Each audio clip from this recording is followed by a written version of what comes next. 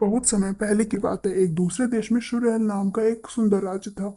चारों ओर हरियाली, चमकती नदियां और ऊंचे ऊंचे महल। उस राज्य के राजा वीरेंद्र सिंह अपनी समझदारी के लिए प्रसिद्ध थे। रानी सुमित्रा देवी बहुत दयालु सुशील थी। उनकी एक ही बेटी थी, राजकुमारी माधवी। माधवी सुंदर थी, बिल्कुल चांद की तरह। पर उसमें एक बड़ी कमजोरी थी, वह बेहद आलसी थी। सुबह जब महल में सूरज की पहली किरण आती, तब माधवी अपने रेशमी बिस्तर पर बड़े बड़े उबासी लेती रहती। दासी उसे उठाने आती तो वह कहती, जरा और सोने दो ना, दिन तो इतना लंबा है। महर के गुरुजी रोज कहते, राजकुमारी पढ़ाई में मन लगाओ, विद्या सबसे बड़ा धन है। लेकिन माधवी किताब खोलते ही जम्हाई लेने लगती और कहती, ये सब मोहल्ले में काम करने वालों के लोग हैं, मेरे लिए ये सब नहीं बना। राजा और रानी परेशान रहते। एक दिन रानी ने महाराजा से माधवी की शादी की बात करी, लेकिन राजा ने सिर हिलाया, पर मन ही उन्हें भी चिंता का भाव था। एक रात माधवी गहरी नींद में थी। उसने सपना देखा, अजीब सा काला जंगल, उसमें चमकता हुआ दीपक। दीपक के पास एक बूढ़ी औरत खड़ी थी और कह रही थी, अगर तुम आलसी हो तो यह दीपक बुझ जाएगा, तुम्हारा भविष्य अंधकार हो जाएगा।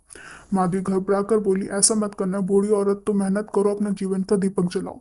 माधवी चौंक कर कहा, पसीना पसीना हो गई। उसने पहली बार सोचा कि मेरे आलस की वजह से मेरा भविष्य अंधेरे में जा सकता है। अगली सुबह दासी उसे जगाने आई तो माधवी ने खुद ही आंखें खोली थी। राजकुमारी, आज इतनी जल्दी? माधवी मुस्कुराई, हाँ, अब मैं समय पे सारे काम कर लूंगी। वह पहली बार खुद से उठी, स्नान किया और बगीचे में टहलने गई। वहां उसने माली से कितनी बातें करी और कहा, ये फूल कितने सुंदर खिलते हैं। माली ने जवाब दिया, राजकुमारी, मेहनत है, रोज पानी, खाद और देखभाल की। माधवी के दिल को जैसे उसने छू लिया हो। उसने सोचा, अगर फूल मेहनत से खिल सकते तो इंसान क्यों नहीं।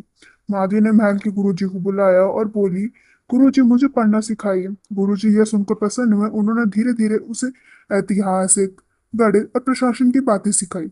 माधवी पहले तो बहुत मुश्किल से पढ़ पाती थी, पर अब वह जिद छोड़कर मन लगाकर पढ़ने लगी। दिन बीतते गए। महल के सारे लोग हैरान थे। वही राजकुमारी जो घंटे बिस्तर में पड़ी रहती थी, सुबह उठकर बगीचे जाती, पढ़ाई करती और महल के कामकाज में रुचि लगाती।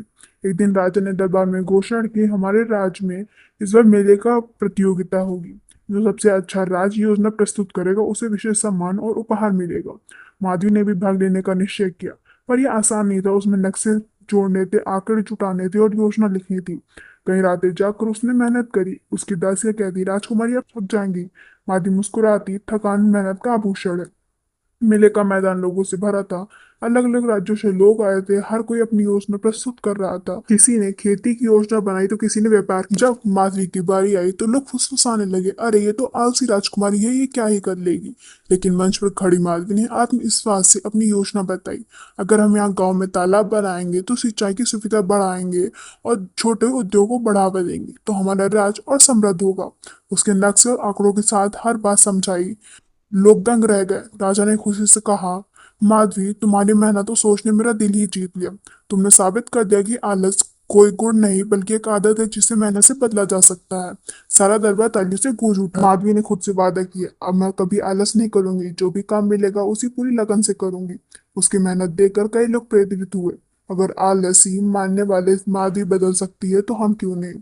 राज्य में खुशहाली बढ़ी। राजा रानी गप से चमक उठे और माधवी, वह हर रोज सुबह पहले किरण के साथ उठती और खुद से कहती, मेहनत ही असली कामकाज है।